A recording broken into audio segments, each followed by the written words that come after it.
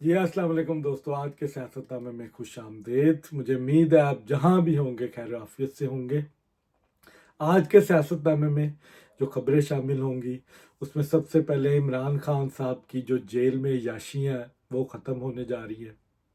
उसके बाद शाहिद खान अफरीदी साहब पे जो ट्रोलिंग हो रही है 3-4 दिन से, उस पर थोड़ी सी गुफ्तगू करूंगा।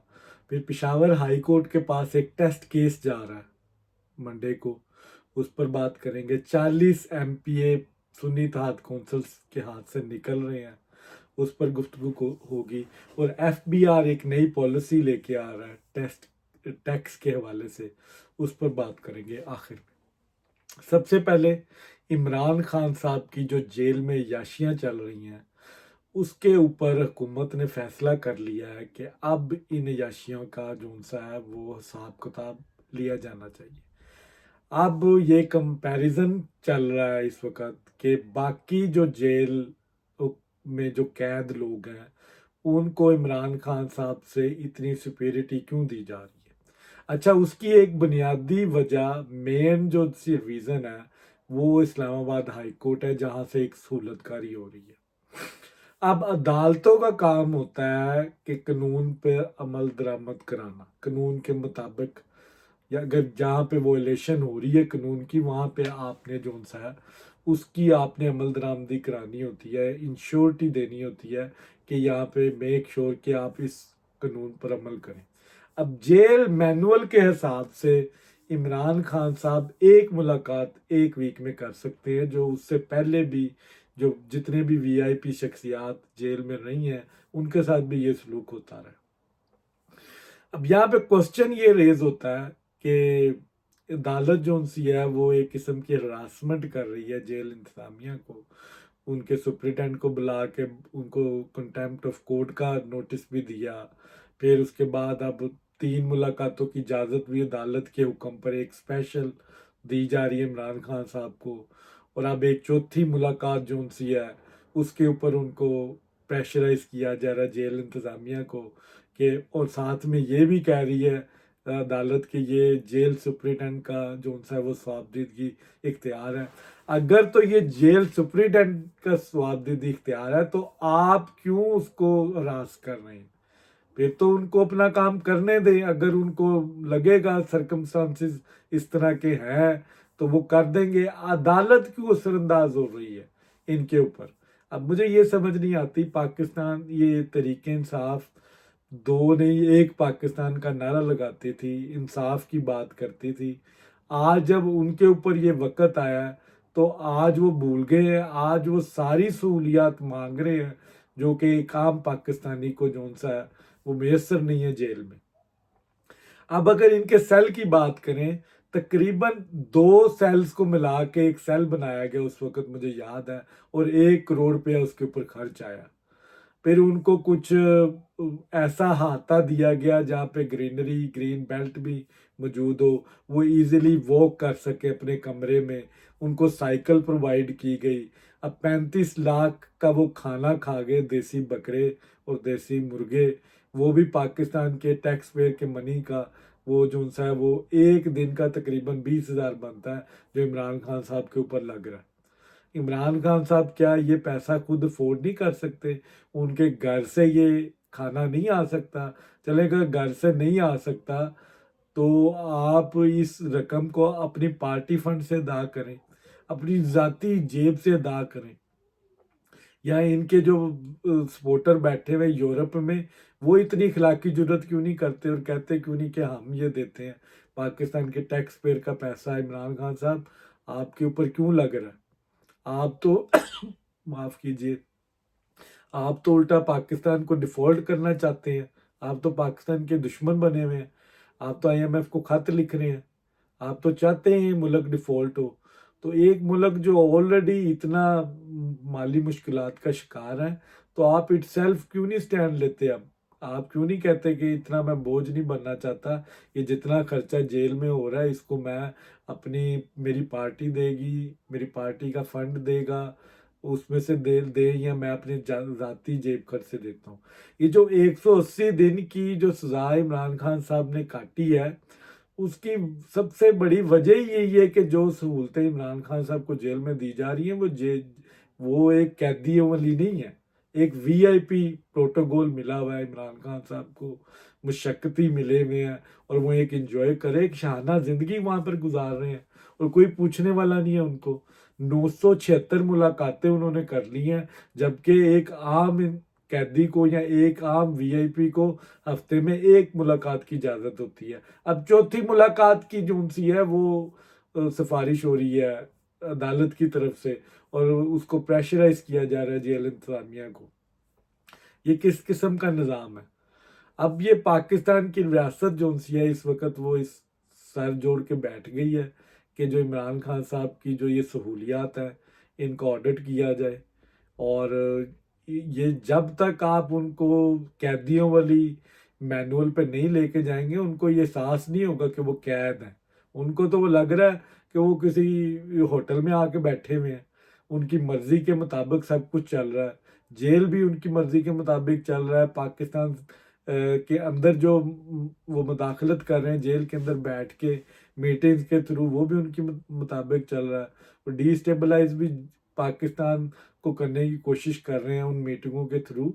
तो अब ये रियासत ने फैसला किया है कि इनका ऑडिट किया जाएगा, इनकी जितनी जो इनको सहूलतें दी जा रही हैं वो जो उनके मैनुअल में जो शामिल है वही उनको दी जाएंगी। इसके अलावा इमरान खान साहब को सहूलतें नहीं दी जाएंगी। और ये जो अभी 35 लाख का फिगर आया इसके ऊपर भी अब मज़ीद जो सी है वो अब तफ्तीश होगी कि ये 20,000 रुपया इमरान खान साहब के ऊपर एक दिन में कैसे लगता रहा। ये तो इमरान खान साहब के लिए बड़ी बुरी खबर है। अब उनको वाकई जब जेल मैनुअल के मुताबिक आप रखेंगे ना इमरान खान साहब को जेल में, तब उसको एहसास होगा कि वो एक कैदी है। तब उसको अपने गुनाहों पे मलामत होगी और वो इस चीज़ का ज़मीर मलामत करेगा कि वाकई उसने जो उनसा पाकिस्तान के साथ जुल्म किया है वो बहुत गलत किया है। और वो एक अपोलोजेटिक टोन में जाएगा। फिर ही उसको एहसास होगा कि मैंने पाकिस्तान का जो बेड़ा गर्क किया है, मुझे इस चीज़ की जो सी है माफ़ी मांगनी चाहिए पाकिस्तानी अवाम से। लेकिन अगर आप उसको शानदार ज़िंदगी देंगे, प्रोटोकॉल देंगे, ही विल नेवर रियलाइज कि उसने क्या किया। इसीलिए उसमें एरोगेंस अभी भी मौजूद है कि उसको वीआईपी एक प्रोटोकॉल दिया जा रहा है जेल में और वो लग नहीं रहा कि वो वाकई एक कैदी हैं। वो तो लग रहा है किसी होटल में बैठे हुए हैं, उनकी मर्जी के मुताबिक हो रहा है जो वो चाह रहे हैं। दूसरी खबर, शाहिद खान अफरीदी पाकिस्तान का एक बहुत बड़ा नाम है, उस पे एक झूठी खबर के ऊपर जो उनसे मंसूब की जा रही है उस पर 3-4 दिन से ट्रोलिंग चल रही है। अब पीटीआई प्रोपेगेंडा इतने इलॉजिकल जो सी है वो चीज़ें करते हैं जिसकी समझ नहीं आती कई दफ़ा कि ये किस किस्म की जो सी है इमरान खान ने एक फोर्स बनाई है। अगर आप स्टैट्स देखें ना तो शाहिद अफरीदी मेरे ख्याल से इमरान खान साहब से बहुत बड़ा प्लेयर था। उसकी बैटिंग एवरेज, उसकी बॉलिंग और उसकी पॉपुलैरिटी देखें, उसकी एक्सेप्टेंस देखें पाकिस्तान में, वो भी चैरिटी का काम कर रहा है। तो ये एक इनसिक्योरिटी इमरान खान साहब को भी शाहिद अफरीदी से हमेशा रही है। उनको हमेशा इस चीज़ का डर रहा है कि कहीं इस्टेब्लिशमेंट शाहिद अफरीदी के को पसंद ना कर ले और जिस तरह उनको लॉन्च किया गया कहीं वो भी लॉन्च ना हो जाए। और ये रेड लाइन जो पीटीआई ने बनाई हुई है, इस रेड लाइन का जो हाल इस्टेब्लिशमेंट ने किया है इसकी भी मिसाल माजी में कहीं नहीं मिलती। और पीटीआई को इमरान खान को जलील करने में इनकी सोशल मीडिया का भी बहुत बड़ा हाथ है। जो ये काम कहते रहे ना कि ये नहीं हो सकता, वो इस्टेब्लिशमेंट ने करके दिखाया। इनकी सोशल मीडिया कहती रही कि इमरान खान को आप निकाल नहीं सकते, उसको निकाला, फिर उसको जेल में नहीं फेंक सकते, उसको जेल में फेंका, उसको सजा नहीं दे सकते, उसको सजा भी दिलवाई। बुशरा बीबी को कहते रहे इसको गिरफ्तार नहीं कर सकते, वो भी इस वक्त कैद में है। मतलब जो काम इनकी सोशल मीडिया रेड लाइन बना के पेश करती रही वो काम इस्टेब्लिशमेंट ने किया और फीती फीती कर दिया। जो रेड लाइंस का कॉन्सेप्ट है ये सरहदों पे होता है, ये बॉर्डर्स पे होता है, ये फौज में होता है। अब ये इमरान खान साहब एक नई टर्मिनोलॉजी ले आए हैं, एक सोशल मीडिया पे भी रेड लाइन, कि इमरान खान हमारी रेड लाइन है, और वो इस रेड लाइन का जो हाल इस्टेब्लिशमेंट ने किया है, ये भी तारीख में सुनहरे अल्फाज में लिखा जाएगा। रेड लाइन तो हमारा कंट्री है मेरे ख्याल से, पाकिस्तान से आगे कुछ नहीं है। पाकिस्तान के ऊपर हमला, मेरे पे हमला सब्र किया जाए, ठीक है। अगर आप लोगों के अंदर इतनी अखलाकी जरूरत नहीं है कि आप किसी की तारीफ कर सकते हैं या तनकीद बर्दाश्त कर सकते हैं, तो आप अपने आप को पॉलिटिकल जोन से वर्कर मत कहें, आप अपने आप को इस कैटेगरी से आउट कर लें। फिर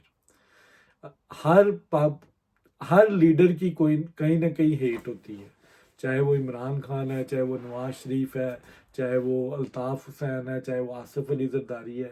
हमेशा एक ग्रुप ऑफ हेट पीपल का होता है जो आपके अगेंस्ट होता है। वो सियासतदान की तो क्वालिटी होती है कि वो तनकीद को बर्दाश्त करता है, उसको सुनता है, अपने उसके खिलाफ जो बातें होती हैं उसको वो सुनता है, उस पर रिएक्ट करता है, कई दफ़ा उसको खामोश रहना पड़ता है। लेकिन इमरान खान साहब की इस तरह की कोई प्रैक्टिस नहीं है। वो अपने से जो मुखालफ लोगों को वो बातचीत करना, उनसे उनकी तनकीद सुनना वो लाइक नहीं करते, क्योंकि उनका माइंडसेट एक हीरो वाला है। जो हीरो होता है ना, वो कभी भी वो रिएक्शन बर्दाश्त नहीं करता किसी भी चीज़ का। उसके अंदर एक सेल्फ एरोगेंस होती है, वो अपने आप को हीरो समझ रहा होता है। वो किसी से कुछ एक्सपेक्ट नहीं करता, वो लोगों से एक्सपेक्ट करता है कि मेरी इज्जत हो, मुझे प्रोटोकॉल दे, मेरी बात सुने। ये एक नेचुरली होता है।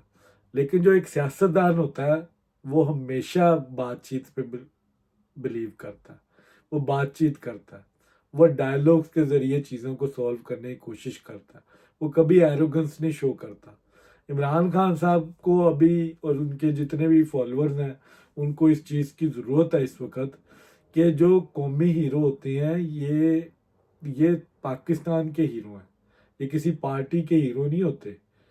तो आप अगर उनको बेजा तनकीद करेंगे, आप पाकिस्तान को तनकीद कर रहे हैं। इस वक्त शाहिद अफरीदी किसी पॉलिटिकल पार्टी का हिस्सा नहीं है, और वो पाकिस्तानियत की बात करता है, वो पाकिस्तान के प्लेटफॉर्म को यूज़ करता है। तो आपको उसके ऊपर तनकीद, बेजा तनकीद जो सी है वो समझ से बेहतर है।